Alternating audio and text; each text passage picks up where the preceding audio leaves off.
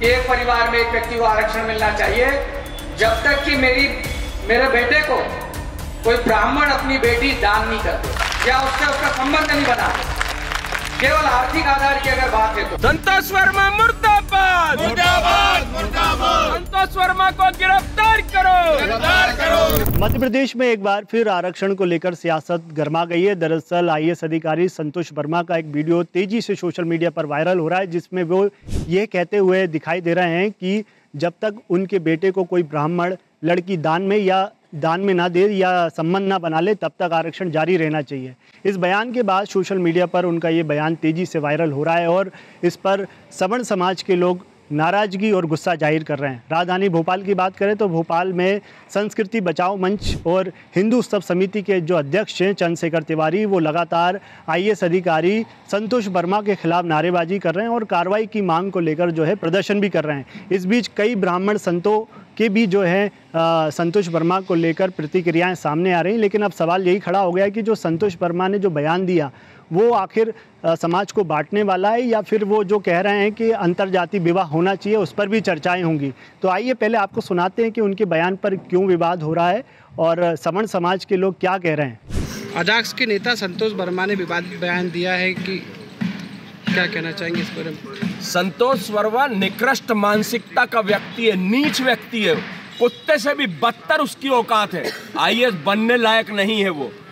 बहन बेटियां हमारे यहाँ सम्मानजनक होती हैं, उनका हम सम्मान करते हैं और इस प्रकार का आईएएस होकर जो कि खुद लिविंग रिलेशनशिप में रहा, खुद जेल होके आया है 6 महीने तक, ऐसे व्यक्ति जो खुद चरित्रहीन है वो दूसरे चरित्रों की बात करेगा।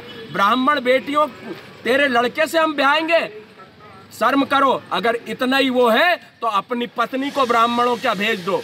रही बात दलित और ब्राह्मण की, तो हो सकता है कि दलितों की बच्चियां ब्राह्मणों क्या आज भी सम्मानजनक स्थिति में हो, उनका विवाह हुआ और हो सकता है ब्राह्मणों की बच्चियां भी दलितों का विवाह किया हो, लेकिन वहां भी सम्मानजनक स्थिति में होंगी, क्योंकि हम स्त्री सर्वथा पूजते, हम स्त्री का सम्मान करते हैं, स्त्री का पूजन करते हैं। इस प्रकार के वक्तव्य पे संतोष वर्मा को माफी मांगनी चाहिए, अन्यथा पूरे देश में, पूरे प्रदेश में संतोष वर्मा के खिलाफ सनातन धर्मी मिलकर और ब्राह्मण समाज मिलकर आंदोलन करने के लिए बाध्य होंगे।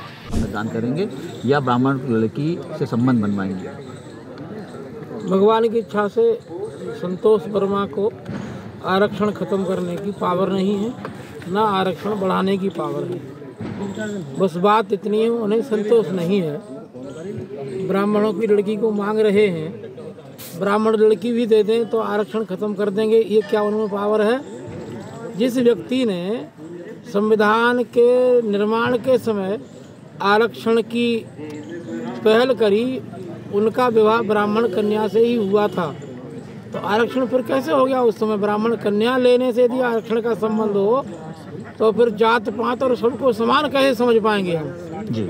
सबको समान समझने के लिए तो कन्या तो आज स्वतंत्र हैं और पुत्र भी स्वतंत्र हैं, पुत्रियां दोनों स्वतंत्र हैं। किसके साथ कौन जाए, वो संतोष वर्मा को संतोष करके सोचना चाहिए और बुद्धिमानी का परिचय देनी चाहिए, ये हम उनसे कहते हैं। महाराज जी, लेकिन ब्राह्मण लड़कियों के बारे में इतना आपत्तिजनक शब्दों का इस्तेमाल कर रहे हैं। वो स्वयं जो व्यक्ति कहता है ना सब बराबर हैं, वो सब बराबर कहने के बाद में ब्राह्मण लड़की चाहता है तो वो स्वयं स्वीकार कर रहा है कि ब्राह्मण हमसे बहुत ऊंचे हैं, तो ऊंचे ही कन्या लेंगे तो हम भी ऊंचे हो जाएंगे।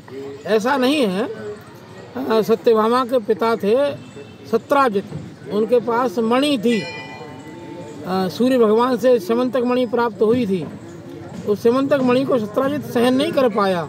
तो ऐसे ब्राह्मण कन्या हो चाहे किसी की भी कन्या हो, जो अपने से उच्च वर्ण की कन्या है या बिना इच्छा के लाई हुई कन्या है, वो तो सर्वनाश करेगी, वो किसी का कल्याण नहीं कर सकती।